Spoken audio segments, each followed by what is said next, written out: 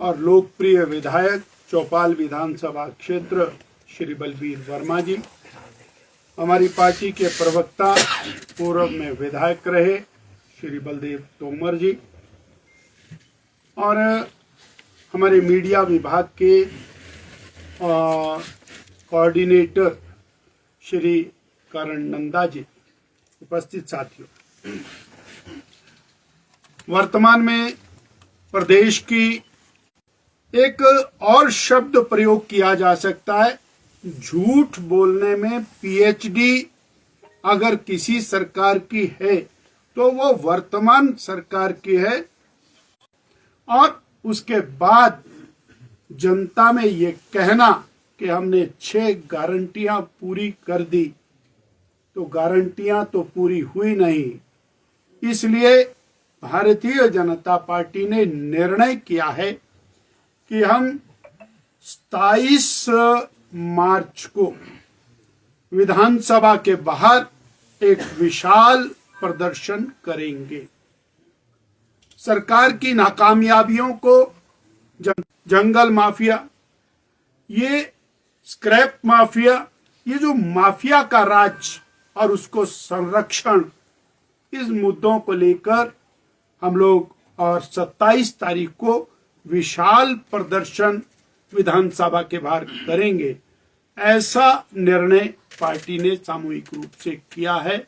इतनी बात मुझे उन मुद्दों पर अपनी बात रखते हुए भारतीय जनता पार्टी के प्रदेश नेतृत्व ने तय किया कि एक प्रदर्शन, प्रभावी प्रदर्शन यहां करेंगे। मित्रों, इस बात को आप लोगों ने देखा होगा कि किसी भी सरकार के लिए 2 वर्ष का कार्यकाल किसी काम को शुरू करने के लिए पर्याप्त होता है। अब 2 साल बीतने के बाद तीसरा बजट सत्र चला हुआ है और अभी तक सरकार जो भी चल रही है घोषणा कर दी है कि ये भी हमने कर दिया है, ये भी हमने कर दिया है, ये भी हमने कर दिया है। और जो प्रदेश में जो हम हालात देख रहे हैं, सबसे बड़ी बात है कि जो कानून, लेकिन उसके बावजूद भी सरकार को कोई जो है वो उस बात को लेकर के कोई चिंता नहीं है। ऐसे महत्वपूर्ण विषयों पर जब हम विधानसभा के अंदर बात कह रहे हैं, सरकार हल्के में ले रही है। ऐसे महत्वपूर्ण विषयों पर जो जनहित से जुड़े हुए मुद्दे हैं, उस मुद्दों को लेकर के अब जब जनता के बीच में हम बात करने की कोशिश कर रहे हैं, तो भी सरकार उस बात को लेकर के गंभीरता से नहीं लेती है। और ऐसी सूरत में एक लोकतांत्रिक व्यवस्था के अनुरूप भारतीय जनता पार्टी के प्रदेश नेतृत्व ने तय किया कि हम एक प्रभावी प्रदर्शन हिमाचल प्रदेश की विधानसभा के सत्र के दौरान शिमला में करेंगे, और उसके लिए तारीख 27 मार्च की तय की है। और शिमला में इस प्रदर्शन में पूरे प्रदेश भर से हजारों की संख्या में लोग आएंगे, और उसमें प्रमुख रूप से जो पेंशनर्स को पेंशन नहीं मिल पा रही है, यहां तक कि सामाजिक सुरक्षा पेंशन भी आज कई महीनों से मिल नहीं पा रही है। जब हमने विधानसभा के अंदर मामला उठाया तो आज कहा गया है कि अब डाल दी गई है। अभी मालूम करना पड़ेगा डाली कि नहीं डाली है, 6 महीने से तो नहीं डाली थी। और उसी तरह से हालात यहां तक पहुंचे जब विधानसभा में हम डिप्टी कमिश्नर आगे चिट्ठियां भेज रहे हैं कि स्वीकृत कर दिया जाता है, लेकिन प्रधान कहता है उस चिट्ठी को लेकर के मैं इस चिट्ठी का करूंगा क्या, क्योंकि पैसा तो आया नहीं।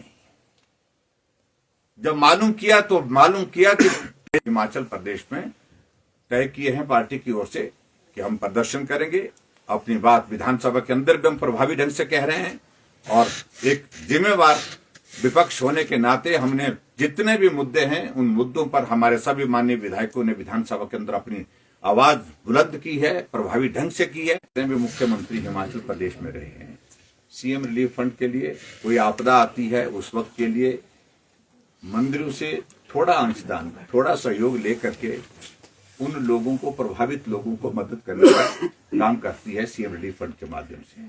और अब यहाँ प्रदेश सरकार के पास पैसा नहीं है, और प्रदेश सरकार के ये मंदिर जितने भी हमारे जो हिमाचल प्रदेश में ट्रस्ट है उन सभी मंदिरों से पैसा लेकर के उन योजना को चलाना चाह रहे हैं। मैं समझता हूं कि वो गलत है और हमने कभी मंदिर का पैसा लेकर के सरकार चलाना चाह रहे हैं, विरोध इस बात का है। और दूसरी बात, एक तरफ से नोटिफिकेशन करके रखी है और दूसरी तरफ से उप मुख्यमंत्री कहते हैं कि मंदिर का पैसा नहीं लिया जाएगा, मंदिर का पैसा खर्च नहीं किया जाएगा, और पैसा लेना शुरू कर दिया है। मेरे विधानसभा क्षेत्र में अनोगी मंदिर में कर्मचारियों को सैलरी गौसदन के लिए कर रहे थे, वो कर रहे थे या सीएम रिलीफ फंड के लिए कर रहे थे।